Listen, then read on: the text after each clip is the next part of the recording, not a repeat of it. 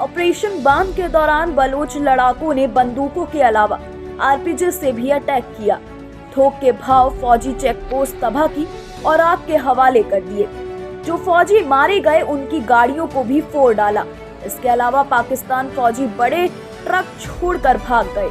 ये ट्रक भी बलोचों ने आग के हवाले कर दिए।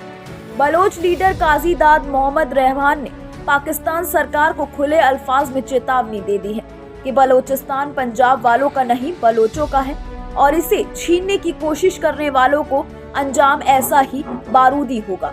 ऑपरेशन बांध के दौरान बलोचों की मार बलोचिस्तान की राजधानी क्वेटा के बिल्कुल करीब तक पड़ी है। यहाँ भी पाकिस्तान फौजी अपने ट्रक छोड़कर भाग गए।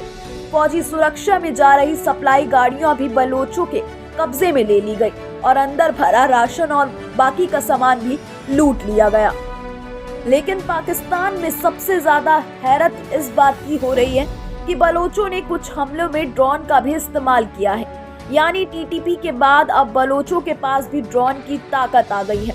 बलोचों के सामने लड़ने पर पाकिस्तानी फौजी अपनी पोस्ट छोड़कर भाग रहे हैं। जनरल मुनीर और उसकी फौज की बहादुरी के ऐसे किस्से पूरे पाकिस्तान में सुनाए जा रहे हैं। तो मुनीर ने मुंह छिपाने के लिए ठीकरा इंडिया पर फोड़ दिया। जनरल मुनीर ने कहा कि बलोचिस्तान में शांति और अमन का माहौल है और अभी जो कुछ हो रहा है उसके पीछे भारत का हाथ है। ये बात और है कि मुनीर का ये झुंझुना खुद पाकिस्तान की बजाने के लिए तैयार नहीं है।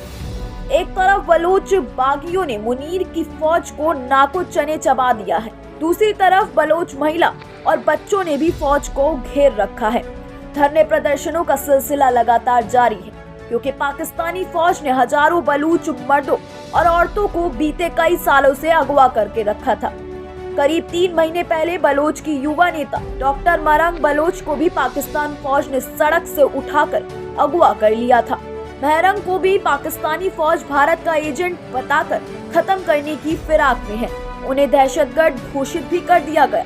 लेकिन बलोचिस्तान के घर घर में महरंग बलोच तैयार हो रहे हैं। आईएसआई के हाथों अगवा होने के बाद डॉक्टर महरंग बलोच 3 महीने में पहली बार तब दिखाई दी जब उन्हें एंटी टेरर कोर्ट में पेश किया गया।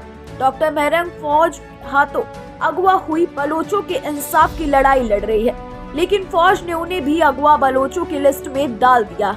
महरंग से मिलने के लिए उनकी बूढ़ी माँ हफ्ते भर से थाने के बाहर बैठी थी। इंतजार करते करते बेहोश भी हो गई, लेकिन पाकिस्तानी फौज ने उनकी बेटी को उनसे नहीं मिलवाया। फौज की ऐसी बेदर्दी और ऐसी बेरहमी ने ही बलोचों को हथियार उठाने को मजबूर कर दिया है।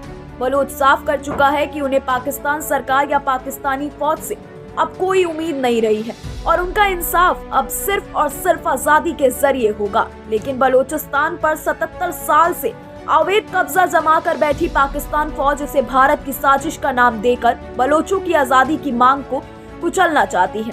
वैसे पाकिस्तानियों को ये समझ नहीं आएगा कि कोई शख्स जब किसी दुश्मन के चंगुल में फंस जाता है तब दुश्मन के दुश्मन से ही मदद की आस लगती है। बलोचों के साथ भी यही है।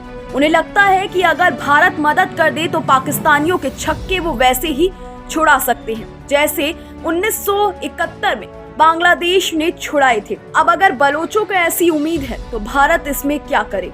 पाकिस्तान फौज अगर बलोचों को इंसान समझती तो आज ये हालात ना होते कि उसे अपनी ही मुल्क में खदेड़ा जा रहा होता। खुद को खुदा समझता है और 77 सालों बाद बलोचों ने इनकी सारी खदाई मिट्टी में मिलाने की कसम खा ली है।